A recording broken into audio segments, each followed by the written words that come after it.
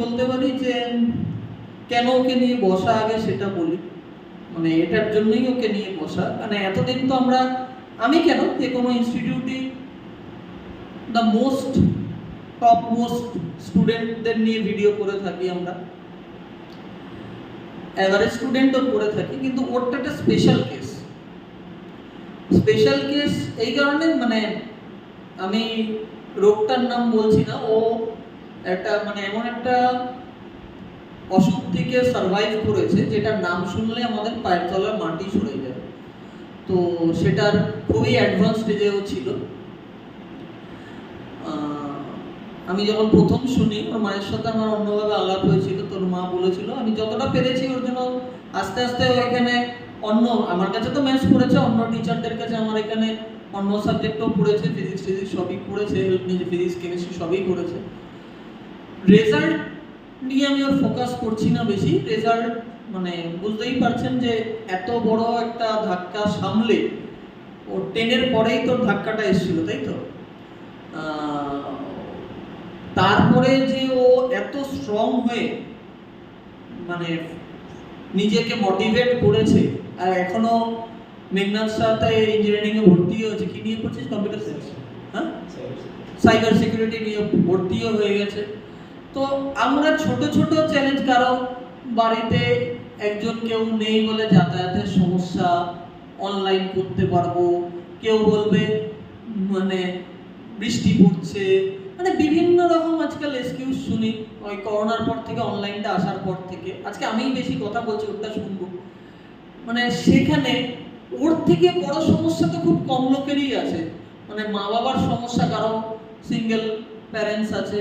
তো এইগুলো শুনে থাকি, এগুলো তো আছে নিশ্চয়ই সমস্যা, কিন্তু এত বড় ফিজিক্যাল হিন্ড্রেন্স একটা বাচ্চা, হাতে পায়ে বড় কিন্তু বাচ্চাই তো at the end of the day.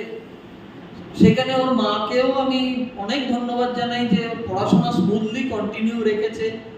মানে আমরা বাঙালিরা বেশি একটু আতঙ্ক করি না, সেই জায়গাটায় এক্সেপশন। এবং ওর মুখেই শুনি ওর এক্সপিরিয়েন্স, ওর মানে রোগটা নিয়ে, রোগ সম্বন্ধে, মানে রোগের পর থেকে তোর চিন্তা ভাবনা বা এখানে পড়ে কি অভিজ্ঞতা সেটা বল। আমি এটা করার উদ্দেশ্য যে অন্য বাচ্চারা যারা এক্সকিউজ বানায় বিভিন্ন রকম প্রবলেম, স্যার আমার বাড়িতে এই অসুবিধা, ওই অসুবিধা, এই অসুবিধা, অন্তত আমার দেখা ওর মতো অসুবিধা, মানে আমি প্রায় 20 বছরের উপরে পড়াচ্ছি কম বেশি, তো আজ অব্দি কাউকে এত সিরিয়াস প্রবলেমে ভুগতে দেখিনি, কোনো স্টুডেন্টকে স্পেশালি। এবং সে এত সুন্দরভাবে তারপরেও ম্যানেজ করছে। ওর কাছ থেকে আমারও অনেক কিছু শেখার আছে, বিশেষ করে মনের জোরটা, হ্যাটস অফ।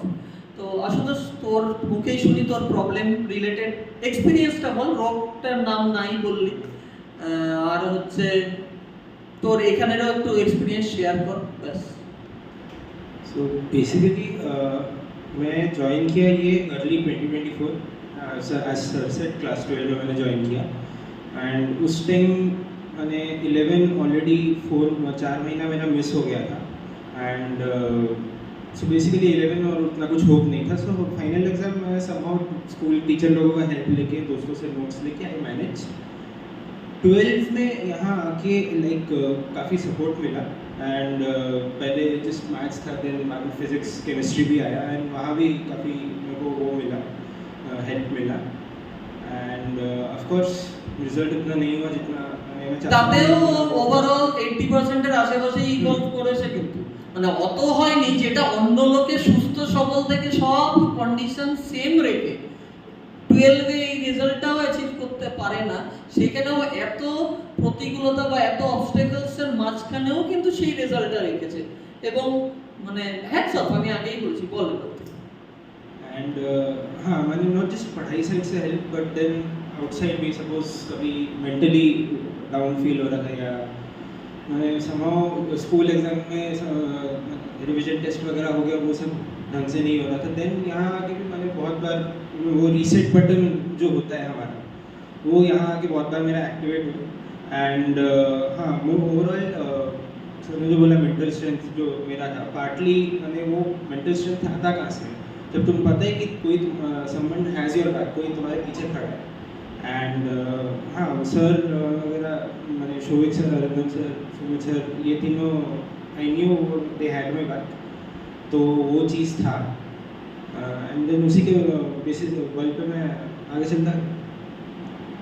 মানে ও তো ওর এক্সপিরিয়েন্স শেয়ার করলো, মানে আমি শুধু তোকে একটু জাস্ট অন্যদের বলার জন্য বা এমনিও সাধারণ মানুষ, তোর যখন এই রোগটা সম্বন্ধে জানতে পারলি এবং এতটাই অ্যাডভান্স স্টেজ ছিল, তুই মানে ওটা কোন ক্লাস ছিল? वो क्लास 11 था। 11 ছিল। তারপরে how did you change and motivate yourself? মানে আমার এক্সপিরিয়েন্স তো এখানে thank you for the good words, কিন্তু তোর কিভাবে নিজেকে মোটিভেট করলি? কারণ তোরও তো একটা সেটব্যাক নিশ্চয়ই এসেছিল।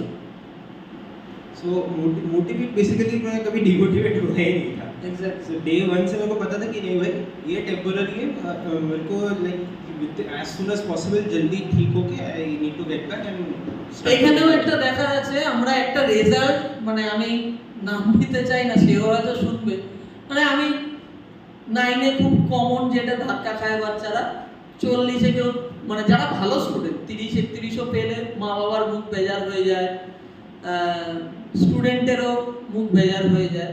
সেখানে জীবনের এত বড় যুদ্ধে এত বড় ধাক্কা খাওয়ার পরেও সে বলছে না এটা টেম্পোরারি ছিল, আমাকে এটা ওভারকাম করে এগোতে হবে। ভাই অবস্টেকলস অ্যান্ড মানে কি বলবো, এভরিথিং উইল বি দেয়ার না, ups and downs will be there, everything will not be smooth, but the mentality, the attitude towards your problem will make the difference and he has done. এই প্রসঙ্গে এটুকুনি বলতে পারি যে মানে আজকে মানে একাডেমিক্যালি তো আমি অনেককে অ্যাওয়ার্ড টুকিটাকে এখন দিই আমাদের ইনস্টিটিউট থেকে, তবে এত বড় লড়াই থেকে এই রেজাল্ট করে আজকেও যেই জায়গায় আসে এর জন্য তো একটা অন্তত অ্যাপ্রিসিয়েশন ওর প্রাপ্যই। আর অ্যাপ্রিসিয়েশন তো শুধু মুখে হয় না, একটা স্মৃতি দিয়ে আমি ওটাকে রাখতে চাই। ওর মানে অ্যাপ্রিসিয়েশন বলুন বা ওর courage towards life, I should say courage towards life এবং the positive attitude towards completing education and doing all the aspects of the life, তো তার জন্য এই জাস্ট একটা মেমেন্টো দিয়ে আমি আজকে ওকে দিচ্ছি। ও আর আসছে দিনে আরো ভালো রেজাল্ট করুক, আরো উন্নতি করুক, খুব সুস্থ সবল থাক এবং খুব ভালো করুক জীবনে। Thank you.